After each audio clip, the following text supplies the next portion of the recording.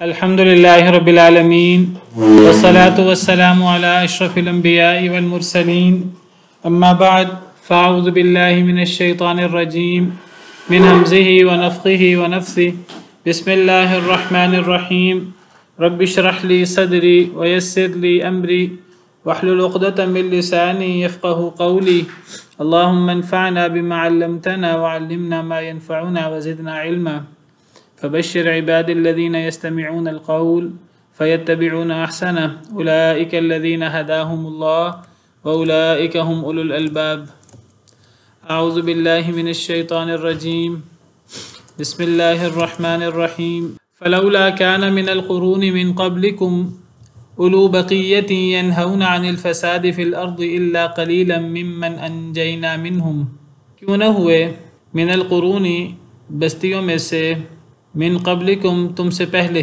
قرون کا معنی بستیاں کر لیں یا زمانہ کر لیجئے، پس کیوں نہ ہوئے پچھلے زمانوں میں تم سے پہلے اولو بقیت اہل خیر، باقی والے، اہل خیر لوگوں میں باقی بچنے والے لوگ، ینہون عن الفساد فی الارض جو روکتے ہوں یعنی دوسروں کو، اہل کفر کو، عن الفساد فی الارض زمین میں فساد کرنے سے، الا قلیلا ممن انجینا منہم مگر بہت تھوڑے ان میں سے جن کو ہم نے ان میں سے نجات دی، واتبع الذین ظلموا ما اترفوا فیہ اور پیروی کی ان لوگوں نے جنہوں نے ظلم کیا، ما اترفوا فیہ جس میں وہ آسائش دیے گئے، وکانوا مجرمین اور وہ مجرم تھے۔ فلولا كان من القرون من قبلکم پس کیوں نہ ہوئے زمانوں میں تم سے پہلے پچھلے زمانوں میں، پچھلی قوموں میں ایسے لوگ کیوں نہ ہوئے اولو بقیت جو باقی ہوں، یعنی نیک لوگوں میں سے باقی لوگ، اولو بقیہ سے مراد اچھے لوگ ہیں، اہل خیر ہیں۔ پچھلے قوموں میں ایسے اچھے لوگ کیوں نہ ہوئے، ینہون عن الفساد فی الارض کہ وہ روکتے ہوں لوگوں کو زمین میں فساد کرنے سے، الا قلیلا مگر بہت تھوڑے، ممن انجینا منہم ان میں سے جنہیں ہم نے نجات دی۔ تو اس آیت کریمہ میں اللہ تعالیٰ تعجب کر رہے ہیں، شکوہ کر رہے ہیں گویا کہ پچھلی قوموں میں جن قوموں پر اللہ کا عذاب آیا، یہ بہت ساری قومیں جن میں سے چند کا اللہ نے اس صورت میں ذکر کیا ہے، اور ان قوموں کے علاوہ اور بھی بہت ساری قوموں پر اللہ کا عذاب آیا، تو اللہ تعالیٰ تعجب کرتے ہوئے فرماتے ہیں کہ یہ اتنی ساری قوموں میں اہل خیر نیک لوگ کیوں نہ ہوئے۔ کن نیک لوگوں کی بات ہو رہی ہے؟ یہاں ان نیک لوگوں کی بات ہو رہی ہے بطور خاص، ینہون عن الفساد فی الارض جو لوگوں کو زمین میں فساد کرنے سے روکتے ہوں، یعنی پچھلی قوموں میں جن کو اللہ نے ہلاک کیا، ان قوموں میں ایسے نیک لوگوں میں سے باقی لوگ، ایسے نیک لوگ جو دوسروں کو زمین میں فساد کرنے سے روکتے ہوں، ایسے لوگ کیوں نہ ہوئے، الا قلیلا مگر تھوڑے سے۔ اللہ فرماتے ہیں یہ نہیں ہوا کہ کوئی ایک بندہ بھی نہیں ہوا، زیادہ لوگ نہیں ہوئے، اللہ تعجب کرتے ہیں، لیکن الا قلیلا مگر تھوڑے سے لوگ تھے اہل خیر۔ کون اہل خیر؟ جو لوگوں کو فساد فی الارض سے روکتے تھے۔ کون تھوڑے لوگ تھے؟ یہ وہ تھوڑے لوگ تھے ممن انجینا منہم جن کو ہم نے نجات دی۔ بہت غور طلب آیت ہے، بہت توجہ طلب آیت ہے۔ یعنی اللہ تعالیٰ کیا فرما رہے ہیں؟ یعنی اللہ تعالیٰ فرما رہے ہیں کہ جو پچھلی قومیں تباہ ہوئی، ان قوموں کے اکثر لوگ وہ ایسے اہل خیر نہیں تھے کہ جو لوگوں کو زمین میں فساد کرنے سے روکتے ہوں، ہاں تھوڑے سے لوگ تھے، ان کو ہم نے نجات دی۔ مطلب یہ ہے کہ یہ جو زمانہ پیچھے گزرے ہیں، پچھلی قومیں گزری ہیں، ان قوموں پر اللہ کا عذاب آیا، اور عذاب میں سب لوگ شکار ہوئے عذاب کا، سوائے ان لوگوں کے، بہت تھوڑے ان لوگوں کے کہ جن کو اللہ نے نجات دی۔ اور وہ تھوڑے لوگ کون تھے؟ وہ اہل خیر تھے، نبی اور نبیوں کے ساتھی، جو لوگوں کو فساد فی الارض سے روکتے تھے۔ تو پتہ لگا کہ اللہ کے عذاب سے بچنے کے لیے، نجات حاصل کرنے کے لیے کیا چیز ضروری ہے، کیا ایسا عمل ہے جس کی وجہ سے اگر اللہ کا عذاب آئے تو اللہ تعالیٰ ان لوگوں کو اس عذاب سے نجات دے دیتے ہیں۔ وہ کون سا ایسا عمل ہے جو لوگوں کو لوگوں کے لیے نجات کا باعث بنتا ہے؟ جی فساد کرنے والوں کو روکنا، برائی سے روکنا۔ یعنی اللہ تعالیٰ تعجب کر رہے ہیں کہ پچھلے لوگوں میں برائی سے روکنے والے اہل خیر ہونے چاہیے تھے، وہ نہیں تھے، لہٰذا اللہ نے پچھلی قوموں پر اپنا عذاب نازل کیا، مگر تھوڑے سے لوگ تھے۔ کون تھوڑے سے لوگ تھے؟ یہ وہ تھوڑے سے لوگ تھے جو اولو بقیتی ینہون عن الفساد فی الارض، یہ وہ نیک لوگوں کے بعض باقی لوگ تھے جو لوگوں کو فساد فی الارض سے روکتے ہوں۔ بہت تھوڑے لوگ تھے، یہ وہ تھوڑے سے لوگ تھے جو لوگوں کو فساد فی الارض سے روکتے تھے، یہ وہ تھے جن کو ہم نے نجات دی۔ تو پتہ لگا کہ نجات کن لوگوں کو ملتی ہے؟ نجات برائی سے روکنے والوں کو نجات ملتی ہے، باقی لوگوں کو نجات نہیں ملتی۔ اہل خیر، نیک لوگ، عام طور پہ ایک بندہ نماز پڑھتا، زکوٰۃ دیتا، روزہ رکھتا ہے، اچھے کام کرتا ہے، ہم کہتے ہیں یہ بھی نیک شخص ہے۔ لیکن نیک لوگ بھی دو طرح کے ہوتے ہیں۔ ایک نیک لوگ وہ ہیں جو لوگوں کو زمین میں فساد کرنے سے روکتے ہیں، ایک وہ نیک لوگ ہوتے ہیں جو ظاہراً ہمیں نیک نظر آتے ہیں لیکن وہ لوگوں کو روکتے نہیں ہیں فساد فی الارض سے۔ ایسے نیک لوگ بھی اللہ کے عذاب سے بچ نہیں پاتے۔ جب اللہ کا عذاب آتا ہے تو اللہ کے عذاب میں سب لوگ شکار ہو جاتے ہیں، ظالم لوگ، کافر لوگ وہ بھی، اور ایسے ظاہراً ہم کہتے ہیں فلاں تو بڑا سیدھا سادہ صوفی سا بندہ ہے، اپنے کام سے کام رکھتا ہے۔ صرف یہ کافی نہیں ہے، لوگوں کو بھی برائی سے روکنا ضروری ہے۔ اگر ایک انسان خود بھی برائی سے بچے تو دوسرے کو بھی برائی سے روکے۔ اصلاح کا کام کرنا، لوگوں کو اچھی باتوں کا حکم دینا، لوگوں کو بری باتیں سے روکنا، یہ بہت ضروری ہے۔ جو لوگ خود نیک ہیں اپنی ذات کی حد تک، تو اپنی ذات کی نیکی کافی نہیں ہے، اسی لیے اگلی آیت کریمہ میں آ رہا ہے، اسی سے اگلی آیت ہے، وَمَا كَانَ رَبُّكَ لِيُهْلِكَ الْقُرَىٰ بِظُلْمٍ وَأَهْلُهَا مُصْلِحُونَ۔ اللہ کسی قوم کو اس کے ظلم کی وجہ سے ہلاک نہیں کرتا اگر اس بستی میں رہنے والے مصلح موجود ہوں، اصلاح کرنے والے۔ اگر ایک قوم میں اصلاح کرنے والے موجود ہوں، نبی کے ورثاء، دعوت دینے والے، نیکی کا حکم دینے والے، برائی سے روکنے والے، یہ اصلاح کرنے والے لوگ ہیں، اگر اصلاح کرنے والے موجود ہوں تو پھر اس بستی پر اللہ کا عذاب نہیں آتا۔ علماء کہتے ہیں یہاں اللہ نے لفظ مصلح استعمال کیا، صالح استعمال نہیں کیا۔ مصلح وہ ہے جو خود بھی نیک ہے اور دوسروں کو بھی اصلاح کرنے کی کوشش کرتا ہے، نیکی کو حکم دیتا ہے، برائی سے روکتا ہے۔ صالح وہ ہے جو خود نیک ہے، اس کی نیکی اس کی ذات کی حد تک محدود ہے۔ تو صرف اپنی ذات کی حد تک نیکی کافی نہیں ہے اللہ کے عذاب سے بچنے کے لیے۔ جب اللہ کا عذاب آتا ہے گناہ گار بھی اس عذاب کا شکار ہو جاتے ہیں، اور جو اصلاح کرنے والے نہیں ہیں، جو برائی سے روکنے والے نہیں ہیں، فساد فی الارض سے روکنے والے، وہ بھی اس عذاب میں گرفتار ہو جاتے ہیں۔ باقی ایک الگ بات ہے کہ اللہ جب قیامت کے دن اٹھائے تو اللہ لوگوں کو اپنی اپنی نیت کے مطابق اٹھائے۔ فرق ہوگا ان میں، جو برائی میں مبتلا ہیں خود ان میں، اور جو خود تو برائی میں مبتلا نہیں ہے لیکن دوسروں کو روکتے بھی نہیں ہیں، ان دونوں کے درجے میں فرق ہوگا، لیکن ان کو نجات نہیں ملتی ان لوگوں کو۔ تو صرف ذاتی نیکی کافی نہیں ہے۔ اللہ تعالیٰ فرماتے ہیں سورہ انفال میں وَاتَّقُوا فِتْنَةً لَا تُصِيبَنَّ الَّذِينَ ظَلَمُوا مِنْكُمْ خَاصَّةً، اے لوگو اس فتنے سے بچ جاؤ جو فتنہ صرف تم میں سے ظالم لوگوں کو نہیں آئے گا خاص طور پر۔ کیا مطلب؟ اس فتنے کا شکار صرف گناہ گار نہیں ہوں گے، اس فتنے کا شکار ایسے لوگ بھی ہوں گے جو گناہ گار نہیں ہیں۔ کون لوگ؟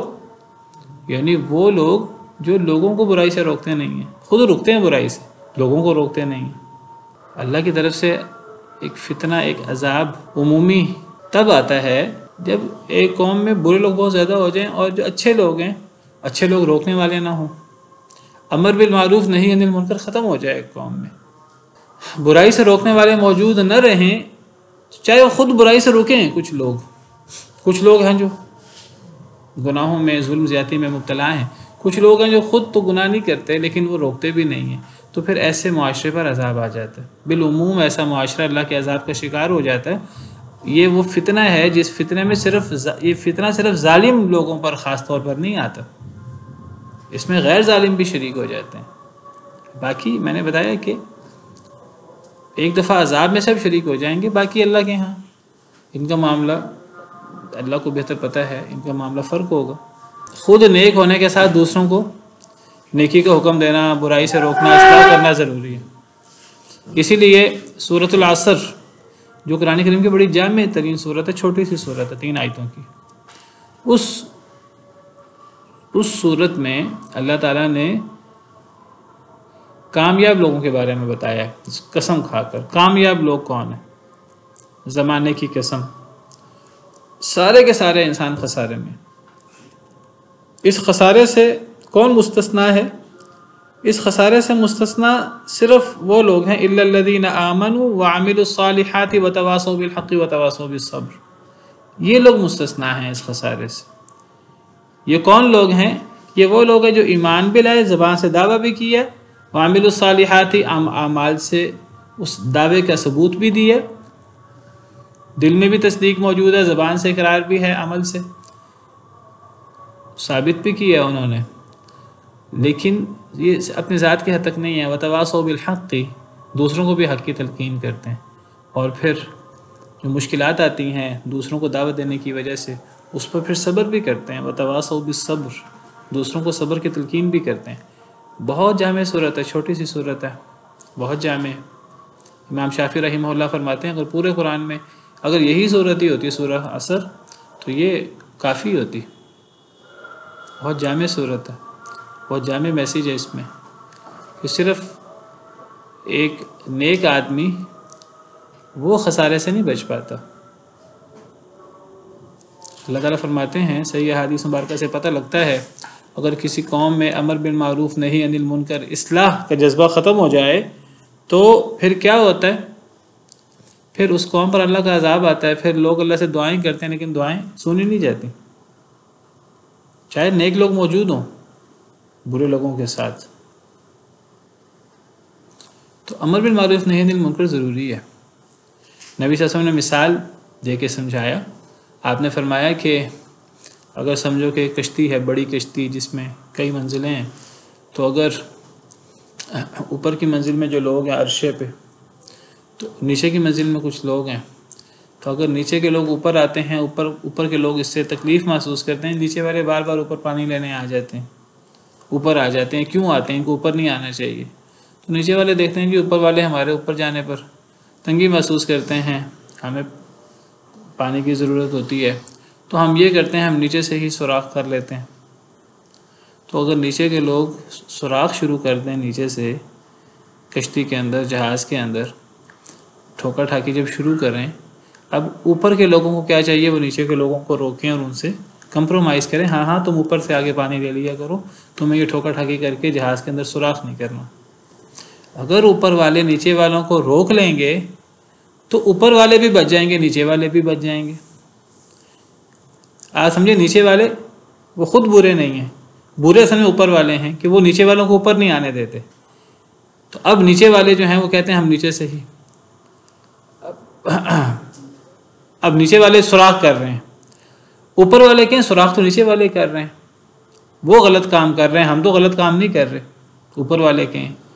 نبی صلی اللہ علیہ وسلم نہیں، اگر اوپر والے نیچے والوں کو روک دیں گے سوراخ کرنے سے تو پھر اوپر والے بھی بچ جائیں گے، نیچے والے بھی بچ جائیں گے، لیکن اگر اوپر والے نیچے والوں کو روکیں گے نہیں تو دونوں، جب جہاز غرق ہوگا، جب جہاز میں پانی بھرے گا تو وہ دونوں جو ہے وہ جہاز سمیت ڈوب جائیں گے۔ یہ مثال ہے اس قوم کی، ان لوگوں کی جو خود چاہے نیک ہوں لیکن دوسروں کو برائی سے نہ روکتے ہوں، نیکی کا حکم نہ دیتے ہوں، اصلاح کا کام نہ کرتے ہوں۔ تو امر بالمعروف نہی عن المنکر اور اصلاح کا کام ضروری ہے۔ اصلاح امر بالمعروف نہی عن المنکر کو کہتے ہیں، نیکی کا حکم دینا، برائی سے روکنا۔ قرآن کریم میں جگہ جگہ اللہ تعالیٰ نے امر بالمعروف نہی عن المنکر کی اہمیت بیان کی ہے، لوگوں کو اچھی بات کا کہنا بھی اور لوگوں کو بری بات سے روکنا بھی۔ اچھا، یہ جو امر بالمعروف نہیں عن المنکر یہ دونوں اصلاح کا کام ہے. لوگوں کو نماز کا، سچ بولنے کا، اچھی بات کا کہنا، یہ بھی اصلاح ہے، اور لوگوں کو بری بات سے روکنا یہ بھی اصلاح ہے. اصلاح میں ایک آتا ہے امر بالمعروف اور ایک ہوتا ہے نہی عن المنکر. امر بالمعروف ہے نیکی کا حکم دینا، اور امر بالمنکر اور نہی عن المنکر کا مطلب ہے برائی سے روکنا. یہ دونوں اصلاح کا کام ہے. ان میں سے امر بالمعروف نسبتاً آسان ہے، نہی عن المنکر نسبتاً مشکل ہے. تو اصلاح میں امر بالمعروف نہی عن المنکر دونوں آ جاتے ہیں. آپ لوگوں سے کہیں سچ بولنا چاہیے، لوگوں سے کہا جائے جی دھوکہ نہیں، لوگوں کو کہا جائے کہ نماز پڑھنی چاہیے، قرآن پڑھنا چاہیے، اچھے کام کرنے چاہیے، یہ آسان کام ہے نسبتاً. یہ دونوں اصلاح ہیں، امر بالمعروف میں نہی عن المنکر بھی. لیکن امر بالمعروف نسبتاً آسان ہے، نہی عن المنکر نسبتاً مشکل ہے. نہی عن المنکر اس کی اہمیت امر بالمعروف سے زیادہ ہے، کیونکہ نہی عن المنکر میں مخالفت کا سامنا کرنا پڑتا ہے. کئی دفعہ امر بالمعروف میں وہ مخالفت کا سامنا نہیں کرنا پڑتا جو نہی عن المنکر میں مخالفت کا سامنا کرنا پڑتا ہے. لوگوں کو کہا جائے کہ جی ایک اللہ کی عبادت ہونی چاہیے، سب کہیں گے جی ایک اللہ کی عبادت ہونی چاہیے، اللہ کے ساتھ کسی کو شریک نہیں کرنا چاہیے، موٹی موٹی بات. لیکن جب ہم لوگوں کو باقاعدہ منع کریں گے کہ آپ اب یہ جو عمل کر رہے ہیں اس عمل کے اندر شرک پایا جاتا ہے، اس عمل کے اندر بدعت پائی جاتی ہے، یہ آپ کا عمل شریعت کی روح سے صحیح نہیں ہے، تو اس پر پھر لوگوں کی طرف سے پھر ریاکشن آتا ہے. اور اس رد عمل میں، اس ریاکشن میں لوگ پھر زبان سے زیادتی کرتے ہیں. پھر جب دلائل نہیں ہوتے تو پھر وہ لوگ پھر ہاتھا پائی پر بھی اتر آتے ہیں، اور زبانی طور پر بھی گالی گلوچ کرتے ہیں، اور پھر کئی دفعہ جسمانی طور پر بھی وہ تشدد پر اتر آتے ہیں. جسمانی تشدد بھی ہوتا ہے، کئی دفعہ قتل و غارت تک بات پہنچ جاتی ہے. نیک لوگوں کو باقاعدہ، اصلاح کرنے والوں کو باقاعدہ، یعنی ان کی اصلاح کرنا ان کا جرم بن جاتا ہے. جی جیلوں میں قتل تک ہوئے ہیں. اللہ تعالیٰ نے فرمایا یہود کے بارے میں افکلما جاءکم رسول بما لا تہوی انفسکم استکبرتم، کہ تمہارے پاس جب بھی رسول آیا وہ چیز لے کر جو تمہارے دلوں کو پسند نہیں آئی، ففریقا کذبتم، تو رسولوں کے ایک گروہ کو تم نے جھٹلا دیا، وفریقا تقتلون، اور ایک گروہ کو تم قتل کر دیتے تھے. تو یعنی جب پسند نہ آئے بات اصلاح کرنے والے کی تو تکذیب بھی ہوتی ہے اور قتل و غارت بھی ہوتی ہے. تو کئی انبیاء و رسول کو شہید بھی کیا گیا. سیدنا زکریا علیہ السلام ہے، سیدنا یحییٰ علیہ السلام ہے، سیدنا عیسیٰ علیہ السلام کو شہید کرنے کی سازش کی گئی، وہ اللہ تعالیٰ نے ان کو بچا لیا، اٹھا لیا آسمانوں پر. تو نہی عن المنکر کا یہاں ذکر ہے، یہاں امر بالمعروف کا ذکر نہیں ہے. یہاں امر بالمعروف نہی عن المنکر میں سے نہی عن المنکر کا ذکر ہے. اللہ فرماتے ہیں کہ جو پچھلی قومیں تباہ ہوئیں ان قوموں میں ایسے نیک لوگ کیوں نہ ہوئے جو لوگوں کو فساد سے روکتے ہوں، بری چیز سے روکتے ہوں. یہاں یہ نہیں کہا جو لوگوں کو نیکی کا حکم دیتے ہوں، حالانکہ وہ بھی اصلاح ہے لیکن وہ نسبتاً آسان ہے. ایک بندہ لوگوں کو اچھی بات کا کہے ہمیشہ، لوگ سمجھتے ہیں یہ بے ضرر بندہ ہے، لیکن جب لوگوں کو برے عقائد سے اور لوگوں کو بدعات سے اور خرابیوں سے روکا جائے گا اس وقت پھر لوگ رد عمل دیتے ہیں، وہ زیادہ مشکل ہوتا ہے. اور جب ایسے لوگ ہوتے ہیں تو پھر ایسے لوگوں کی وجہ سے اللہ عذاب کو ٹال دیتے ہیں، ایسے لوگوں کی وجہ سے اللہ نجات دے دیتے ہیں. ایسے لوگوں کو، جو لوگ یہ کام نہیں کرتے نہی عن المنکر کا، تو عذاب میں کئی دفعہ ایسے لوگ بھی شریک ہو جاتے ہیں. جی یہ جو آپ نے ذکر کیا یہ تو ایمان کا اعلیٰ درجے والے لوگوں کا مطلب ہے نا، جو اس میں دوسرا اور تیسری جو اس قابل نہیں ہے، جو اتنی طاقت نہیں، الا الذین آمنوا وعملوا الصالحات وتواصوا بالحق وتواصوا بالصبر. کہ ایمان کا اعلیٰ درجے کہ آپ سختی سے کسی کو روکنے اور سختی کی بات روکنے میں سختی کی بات نہیں ہے. روکنے میں یہ نہیں کہ آپ ہاتھ سے روک دیں، روکنے میں یہ بھی ہے آپ زبان سے روکیں. تو اس کا رد عمل تو اس کا بھی یہ نہیں ایمان کا اعلیٰ درجہ ہے، یہ ایسی بات نہیں ہے، یہ تو یعنی یہ تو تقاضا ہے اللہ کا، کیونکہ اللہ فرماتے ہیں ہر شخص خسارے میں ہے، اس خسارے سے بری کون ہے؟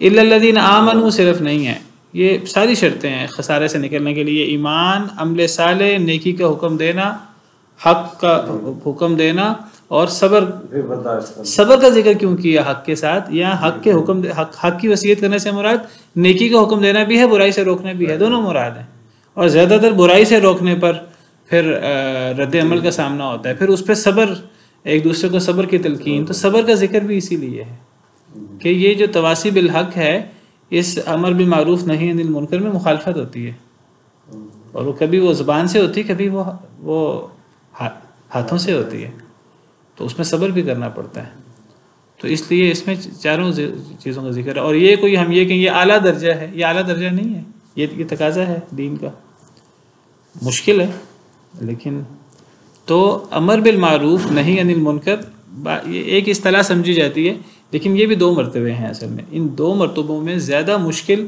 زیادہ اہم نہی عن المنکر ہے، اور یہاں دیکھیے اللہ تعالیٰ نے نہی عن الفساد کا ذکر کیا، جو نہی عن المنکر ہے، اللہ نے فرمایا کہ صرف وہ نہیں فساد سے روکنے والے لوگ ایسے تھے جن کو اللہ نے نجات دی،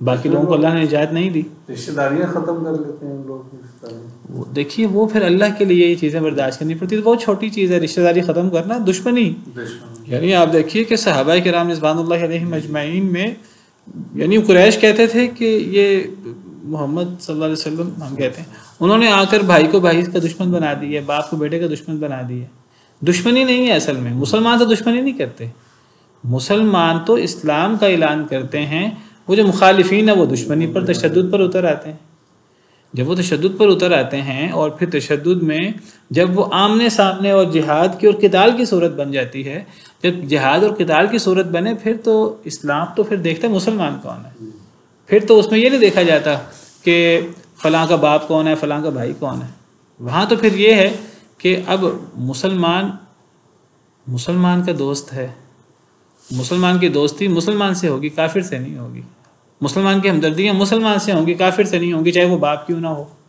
چاہے وہ بھائی کیوں نہ ہو، اگر لڑائی کی نوبت آ جائے تو، جنگ کی نوبت آ جائے تو مسلمان آفینس نہیں کرتا،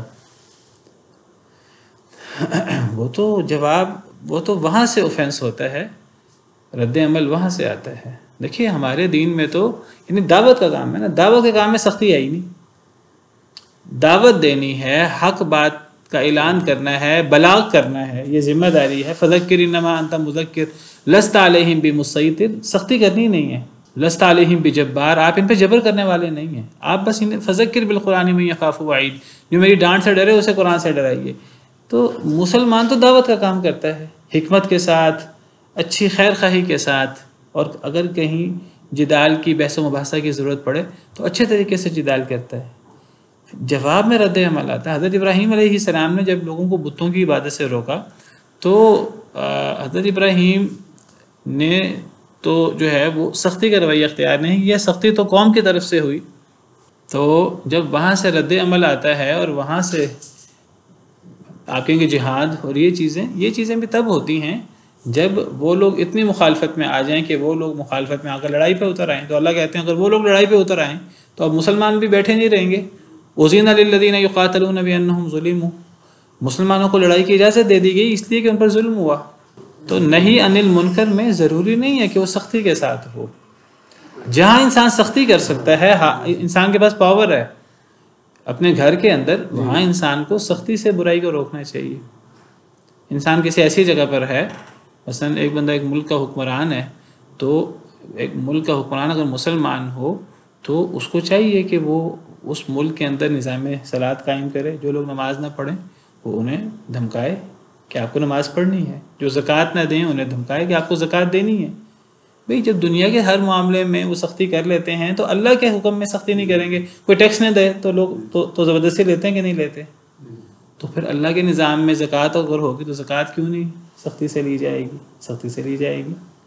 اسکولوں میں، کالجز میں یونیفارم ہوتا ہے اور طور طریقے ہوتے ہیں، اداروں میں سختی سے عمل کرایا جاتا ہے، دنیاوی چیزوں پر سختی سے عمل کرایا جاتا ہے۔ تو جہاں کہیں اگر اختیار ہے تو من رأى منکم منکرا فلیغیروا بیدہ، اس کو ہاتھ سے روکا جائے گا اگر طاقت ہے تو، اگر طاقت نہیں ہے فبلسانہ، تو زبان سے روکا جائے گا۔ زبان سے روکنے کی طاقت تو ہر بندے میں ہوتی ہے، اور اگر اس کی طاقت بھی نہ ہو تو پھر دل سے، لیکن یہ پھر کمزور درجہ ہے، یہ کمزور ترین درجہ ہے دل سے۔ زبان سے روکنا یہ ضروری ہے اگر ہاتھ سے روکنے کی طاقت نہ ہو۔ تو بہرحال نہی عن المنکر بہت اہم ہے۔ ایک اور آیت کریمہ میں وہ جو یہود کا ذکر ہے، اصحاب سبت کا، وہاں بھی پڑھیں، وہاں بھی اللہ نے اصلاح کی اور امر بالمعروف کی بات نہیں کی، وہاں بھی نہی عن المنکر کی بات ہے کہ وہ جو اصحاب سبت کو عذاب آیا تھا، اس عذاب سے نجات کن کو ملی تھی۔ قرآن کریم کی آیات تدبر کرنے کے لیے، غور کرنے کے لیے سورہ اعراف آیت نمبر 165، بلکہ 164 165، آیت نمبر 164 میں اللہ تعالیٰ فرماتے ہیں کہ جب یہود جو دریا کے کنارے رہتے تھے تو ہفتے کے دن میں اب یہ ان کو منع تھا تجارت کرنا، مچھلیاں پکڑنا۔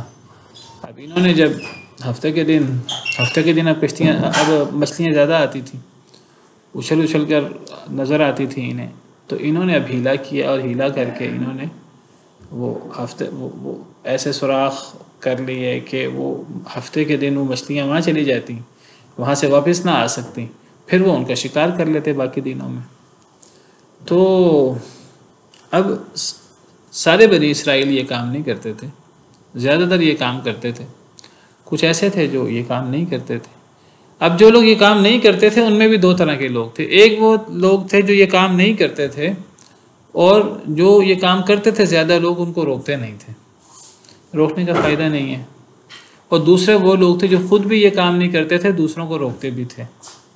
اللہ نے ان دو لوگوں کا، ان دو گروہوں کا، جو دونوں گروہ یہ کام نہیں کرتے تھے لیکن روکنے والے اور نہ روکنے والے، اللہ نے ان کا ذکر کیا ہے۔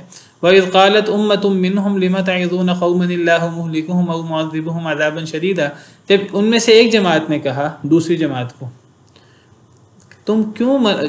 تم کیوں واعظ کرتے ہو، نصیحت کرتے ہو اس قوم کو جسے اللہ نے ہلاک کر ہی دینا ہے، جسے اللہ نے عذاب دے ہی دینا ہے، سخت عذاب۔ یعنی یہ کون کس کو نصیحت کر رہے ہیں اپنی تئیں؟ یہ وہ لوگ جو خود تو یہ کام نہیں کرتے تھے لیکن وہ روکتے بھی نہیں تھے، وہ ان لوگوں کو جو خود بھی یہ کام نہیں کرتے تھے اور روکتے بھی تھے۔ تو یہ دوسرا گروہ تیسرے گروہ کو منع کر رہا ہے کہ تم کیوں اس قوم کو واعظ کرتے ہو، یہ زیادہ لوگوں کو تم کیوں واعظ کرتے ہو، تم بھی واعظ نہ کرو ہماری طرح، اللہ نے اس قوم کو ہلاک کر ہی دینا، اللہ نے انہیں سخت عذاب دے ہی دینا۔ قالو، تو انہوں نے جواب دیا، یہ کون لوگ ہیں جواب دینے والے؟ یہ وہ لوگ ہیں جو روکتے تھے، خود بھی نہیں کرتے تھے اور روکتے بھی تھے۔ انہوں نے کہا معذرۃ الی ربکم ولعلہم یتقون، انہوں نے کہا دو وجہ سے ہم روکتے ہیں، ایک تو وجہ یہ ہے کہ اللہ کے ہاں ہم عذر پیش کر سکیں گے، اور دوسری وجہ یہ شاید کہ ان لوگوں کو نصیحت آ جائے۔ تم کہتے ہو نصیحت کرنی نہیں چاہیے، ہم کہتے ہیں، تیسرے گروہ نے کہا کہ نصیحت کرنی چاہیے، شاید فائدہ ہو جائے۔ فائدہ ہونے کا بھی امکان ہے، نہ ہونے کا بھی امکان ہے، نہیں کریں گے تو وہ تو پہلے بھی نہیں رک رہے، کرنے سے شاید رک جائیں۔ تو دوسرا فائدہ یہ کہ اللہ کے ہاں عذر پیش کر سکیں گے۔ اس سے پتہ لگا کہ اگر ایک بندہ خود برائی سے روکے، دوسروں کو نہ روکے، اس کا اللہ کے ہاں حجت تمام نہیں ہوتی۔ حجت تمام تب ہوتی ہے جب خود بھی برائی سے روکے اور دوسرے کو بھی روکے۔ مثلا کسی جگہ میوزک چل رہا ہے، ایک بندہ ساتھ ہمسائے میں چل رہا ہے، ایک بندہ کہتا ہے، ایک بندہ کہے کہ جو ہے میں نہیں کر رہا، تو آپ کا یہ کہنا جو ہے کہ میں تو نہیں کر رہا، حجت تمام نہیں ہوئی۔ اگر اللہ نے پوچھ لیا تو بالکل ایک آدمی سے اللہ پوچھ سکتے ہیں کہ تو نے منع کیوں نہیں کیا، حجت تمام نہیں ہوئی۔ وہ یہ نہیں کہہ سکتا اللہ میں نہیں کر رہا تھا، اس کو اگر وہ روکے گا آگے، پھر اگلے نہ روکیں، اب اس پر اب وہ اللہ کے ہاں معذور ہے۔ اب دیکھیے اللہ کیا فرماتے ہیں، فلما نسوا ما ذکروا به انجینا الذین ینہون عن السوء۔ اب تین گروہ بن گئے بنی اسرائیل میں، ایک وہ لوگ تھے جو یہ ہیلا کرتے تھے، ایک وہ لوگ تھے جو ہیلا نہیں کرتے تھے، روکتے بھی نہیں تھے، اور تیسرا گروہ وہ تھا جو ہیلا کرتا بھی نہیں تھا، روکتا بھی تھا۔ اب تین گروہ ہیں۔ ان 3 گروہوں میں سے اللہ فرماتے ہیں جب وہ بھول گئے جو ان کو نصیحت کی گئی تھی، انجینا الذین ینہون عن السوء، اللہ فرماتے ہیں ہم نے کس کو نجات دی؟ ہم نے اس کو نجات دی جو برائی سے روکتے تھے. یہ نہیں فرمایا کہ ہم نے ان کو نجات دی جو برائی سے رکتے تھے، جو ہیلا نہیں کرتے تھے، نہیں، فرمایا ان کو نجات دی جو خود رکتے بھی تھے اور دوسروں کو روکتے بھی تھے. وَأَخَذْنَا الَّذِينَ ظَلَمُوا بِعَذَابٍ بَئِيسٍ، اور ظالموں کو ہم نے برے عذاب کے ساتھ پکڑ لیا ان کے فسق و فجور کی وجہ سے. اب ظالم لوگ سے مراد کون ہے؟ ظالم لوگوں سے مراد صرف وہ ہیں جو یہ بدترین ہیلا کرتے تھے، یا ظالموں میں وہ بھی ہیں جو بچتے تھے خود لیکن دوسروں کو روکتے نہیں تھے، وہ بھی ظالم ہیں. اب اللہ پیچھے صراحت ہے کہ اللہ نے نجات ان لوگوں کو دی جو برائی سے روکتے تھے. اختلاف اگرچہ اس میں، لیکن یہ جو انجینا الذین ینہون عن السوء یہ بہت غور طلب ہے، بہت واضح ہے کہ نجات ہیلا نہ کرنے والوں کو نہیں ملی، نجات اس سے روکنے والوں کو ملی ہے. یہ تو الفاظ بڑے واضح ہیں. بعض علماء تو یہاں تک کہتے ہیں کہ ان کو بندر اور سور بنا دیا گیا تھا. وہ کہتے ہیں کہ سور تو ان کو بنایا گیا تھا جو یہ بدترین ہیلا کرتے تھے، جو اس بدترین عمل میں مبتلا تھے، اور جو روکتے نہیں تھے ان کو بندر بنا دیا گیا تھا. والعیاذ باللہ، واللہ عالم. تو بہرحال نہی عن المنکر جو ہے، امر بالمعروف نہی عن المنکر بہت اہم ہے، اور اس میں نہی عن المنکر زیادہ مشکل ہے اور زیادہ اہم ہے. اس میں آزمائش زیادہ آتی ہے لیکن اللہ کی مدد بھی بہرحال ہوتی ہے، اور یہ ایک ایسا بندہ ہی کر سکتا ہے جو مجاہد بندہ ہو کوئی. بہرحال اللہ کو اصل مطلوب یہ ہے. وَاتَّبَعَ الَّذِينَ ظَلَمُوا مَا أُتْرِفُوا فِيهِ، اللہ فرماتے ہیں اور پیروی کی ان لوگوں نے جنہوں نے ظلم کیا، مَا أُتْرِفُوا فِيهِ، جس میں وہ آسائش دیے گئے تھے، وَكَانُوا مُجْرِمِينَ، اور وہ مجرم تھے. اللہ تعالیٰ پچھلی قوموں کا پر تبصرہ کر رہے ہیں، پچھلی قوموں کا ذکر کر رہے ہیں. اللہ فرماتے ہیں پچھلی قوموں میں ایسے نیک لوگ کیوں نہ ہوئے جو لوگوں کو برائی سے روکتے ہیں. بہت تھوڑے لوگ تھے، ان کو ہم نے نجات دے دی، باقی لوگوں کو ہم نے نجات نہیں دی. پھر اللہ فرماتے ہیں جو پچھلے لوگ تھے، ان پچھلے لوگوں میں سے ظالموں نے کیا کیا؟ ظالموں نے اس چیز کی پیروی کی جس میں وہ آسائش دیے گئے تھے. کیا مطلب یہ ہے کہ اللہ کی نعمتیں آئیں لوگوں پر، لوگ ان نعمتوں کے پیچھے پڑ گئے، جس میں وہ آسائش دیے گئے تھے لوگ اس کے پیچھے پڑ گئے. تو یہ اللہ ظالموں کا ذکر کر رہے ہیں اور ظالموں کا ظلم بیان کر رہے ہیں. تو ظلم کیا ہے کہ انسان نعمتوں کے پیچھے پڑ جائے اور انسان کے لیے سب کچھ نعمتیں ہی رہ جائیں. اس کے لیے دنیا نعمتوں کا نام ہو، آسائشوں کا نام ہو. دنیا آسائشوں کا نام نہیں ہے. اصل میں آسائش کے ساتھ، نعمت کے ساتھ شکر بہت ضروری ہے. شکر کیسے؟ زبان سے اور عمل سے. زبان سے انسان اللہ کا شکر ادا کرے، الحمدللہ کہے، اللہ کا ذکر کرے زیادہ سے زیادہ. اور عملی شکر دین پر عمل کرنا، اللہ کے احکامات کے مطابق عمل کرنا، یہ عملی شکر ہے. انسان نماز، سب سے بڑا عملی شکر توحید ہے، شرک سے بچنا، توحید. پھر انسان نماز پڑھے، زکوٰۃ دے، روزہ رکھے، حج کرے، اللہ کے جو احکامات ہیں، عبادات، معاملات، حقوق اللہ، حقوق العباد، قرآن و حدیث پر عمل کرے. یہ عملی شکر ہے. تو عملی شکر اگر ہو تو پھر انسان نعمتوں والی آزمائش میں کامیاب ہو جاتا ہے. پھر ایسے انسان کو اللہ کی نعمتیں مزید بھی ملتی ہیں، ایسے انسان کو پھر اللہ کی نعمتیں اور بھی ملتی ہیں. وَإِذْ تَأَذَّنَ رَبُّكُمْ لَئِن شَكَرْتُمْ لَأَزِيدَنَّكُمْ، تمہارے رب نے اعلان کیا کہ اگر البتہ تم شکر ادا کرو گے میں تمہیں زیادہ دوں گا، مزید نعمتیں بھی دوں گا. تو نعمتیں استعمال کرنے میں کوئی ممانعت نہیں ہے، لیکن نعمتیں استعمال کر کے ان کا حق ادا کرنا، شکر کرنا. اور شکر میں زبانی شکر اور عملی شکر. اعملوا آل داود شکرا. اور سب سے بڑا شکر توحید، یعنی اللہ کے احکامات پر عمل، یہ شکر ہے. نماز، زکوٰۃ، روزہ، حج، سب سے پہلے توحید. حضرت لقمان علیہ السلام کا ذکر ہے قرآن کریم میں. وَلَقَدْ آتَيْنَا لُقْمَانَ الْحِكْمَةَ، ہم نے لقمان علیہ السلام کو حکمت عطا کی تھی، اور وہ حکمت کیا تھی؟ انشکر للہ، اللہ کی نعمتوں کا شکر ادا کرو. وَمَن يَشْكُرْ فَإِنَّمَا يَشْكُرُ لِنَفْسِهِ، اور جو شکر کرتا ہے وہ کوئی اللہ کا فائدہ نہیں کرتا، اپنی ذات کے لیے شکر ادا کرتا ہے. وَمَن كَفَرَ فَإِنَّ اللَّهَ غَنِيٌّ حَمِيدٌ، جو ناشکری کرتا ہے تو اللہ بے نیاز ہے، تعریف کیا گیا ہے. تو فرمایا حضرت لقمان علیہ السلام حکیم تھے، اللہ نے ان کو حکمت عطا کی تھی، اور حکمت شکر تھا. اور اگلی آیت میں حضرت لقمان اپنے بیٹے کو شرک سے روکنے کا، توحید کا حکم دیتے ہیں. تو سب سے بڑا شکر جو ہے وہ توحید ہے، اللہ کے احکامات پر زبان سے انسان شکر ادا کرے، اللہ کے احکامات پر چلے. کوئی بندہ نعمتوں میں زبان سے شکر ادا کرتا ہے، ذکر اذکار کرتا ہے، اللہ کے احکامات کے مطابق چلتا ہے تو ٹھیک ہے. اکثر لوگ نعمتوں کی آزمائش میں ناکام رہ جاتے ہیں، اور وہ کیا ہے، وہ نعمتوں کے پیچھے بڑھ جاتے ہیں، اور وہ زیادہ سے زیادہ نعمتیں حاصل کرنے کے چکر میں تو اکثر لوگ، ظالم لوگ، نعمتوں کے پیچھے پڑھ کر تباہ ہو جاتے ہیں. تو یہ نعمتیں لوگوں کے لیے بہت بڑی آزمائش بن جاتی ہیں. یعنی اگر ایک انسان شکر ادا نہ کرے تو یعنی اللہ کی طرف سے پیاس بجھانا، پانی ہی اتنی بڑی نعمت ہے، اگر انسان اس کا شکر ادا نہ کرے تو قیامت کے دن تو اس کے بارے میں بھی سوال ہونا ہے. چھوٹی سے چھوٹی نعمت کے بارے میں سوال ہونا ہے، تو نعمت تو چھوٹی نہیں ہوتی، چھوٹی نعمتیں ہیں، بڑی نعمتیں ہیں. ثم لتسألن یومئذ عن النعیم، اللہ فرماتے ہیں قیامت کے دن تم سے نعمتوں کے بارے میں سوال ہوگا. انسان دنیا کے اندر بے فکر ہو، غفلت کا شکار ہو، اللہ کی نعمتیں، وہ جس کو کہتے ہیں نا کہ 5 انگلیاں گھی میں، سر کڑائی میں، وہ اس طرح کر کے وہ نعمتوں کے اندر وہ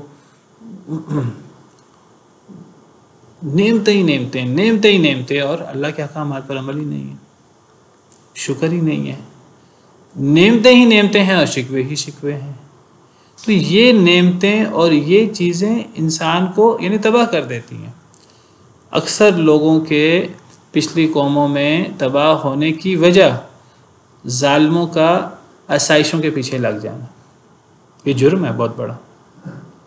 وَاتَّبَعَ الَّذِينَ، تو یہ آیت کریم، یعنی اس آیت کریمہ میں 2 باتیں پتہ لگی. ایک تو نہی عن المنکر بہت ضروری ہے، خود بھی برائی سے روکنا اور دوسروں کو بھی برائی سے روکنا.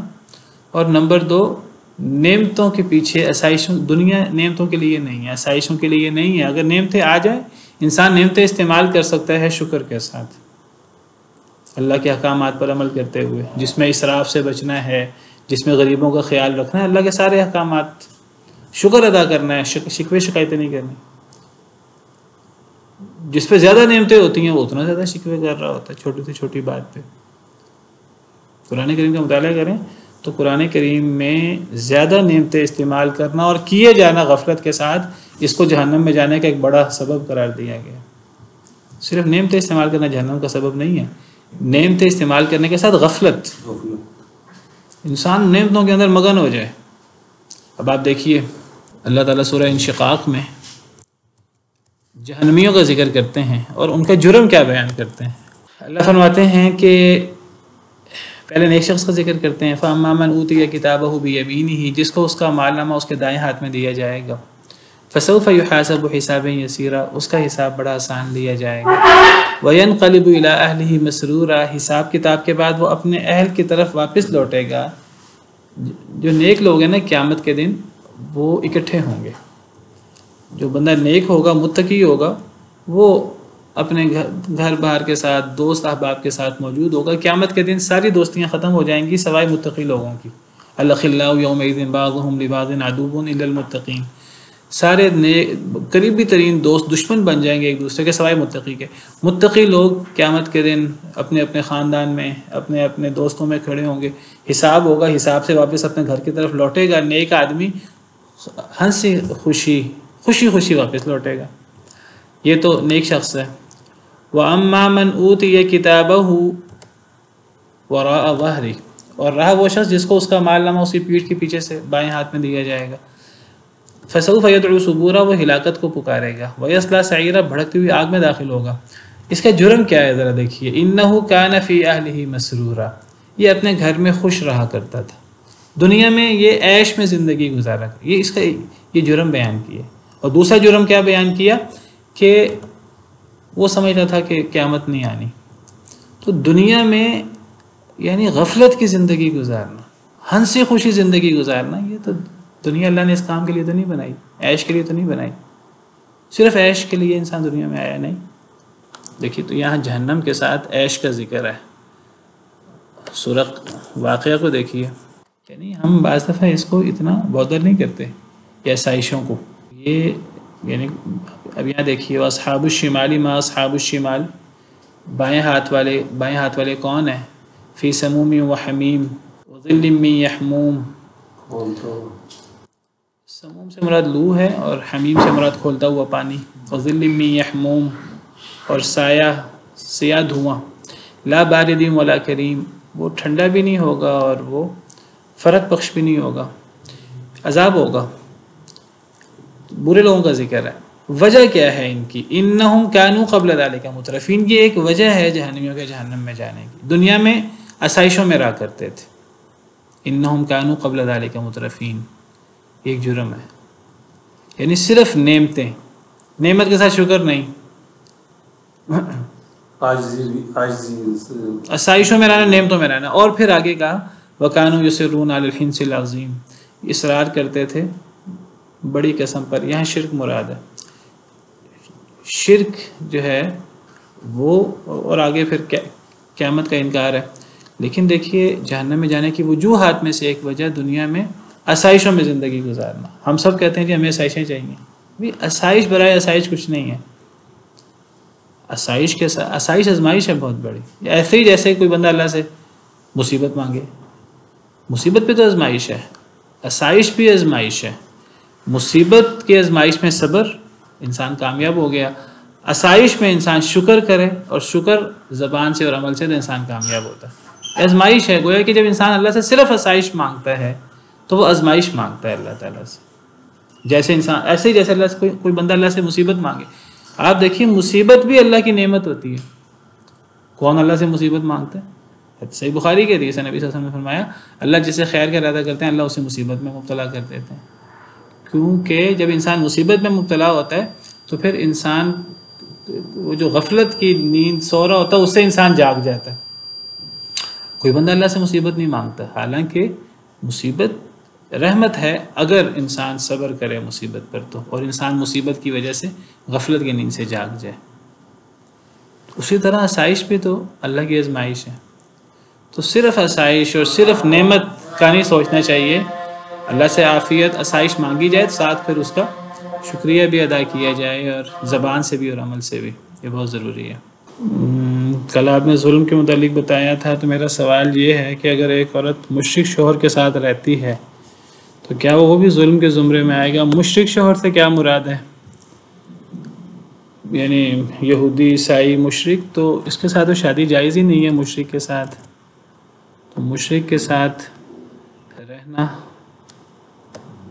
السلام علیکم سر. جو اللہ تعالیٰ کو تو مانتے ہیں لیکن ساتھ میں غیر اللہ کو بھی مانتے ہیں، یعنی کہ جو توحید کا اقرار نہیں کرتے تو جب بولا بھی جائے تو تب وہی کہتے ہیں کہ ان کو بھی ماننا ہے، یہ تو اللہ کے نیک بندے ہیں.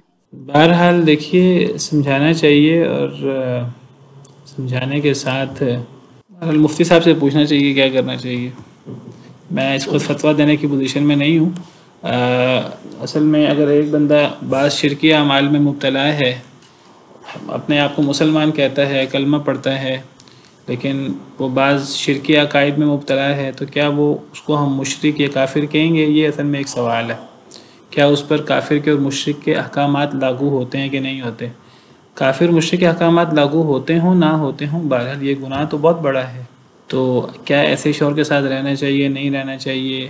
اگر کسی کی بیوی ایسی ہو تو کیا اس کے ساتھ رہنا چاہیے کہ نہیں رہنا چاہیے؟ کہ اہم سوالات ہیں، اور خاص طور پہ ہمارے معاشرے کے حوالے سے. ہمارے معاشرے میں ایسی چیزیں عام ہیں. تو بہرحال میرا خیال ہے کہ یہ بڑے مفتی حضرات کبار علماء اس کے بارے میں گائیڈنس دے سکتے ہیں. پیروی کی ان لوگوں نے جنہوں نے ظلم کیا، ما اترفوا فیہ، جس میں وہ آسائش دیے گئے، وہ آسائش اور نعمتوں کے پیچھے ہی لگے رہے. وکانوا مجرمین، اور وہ مجرم تھے.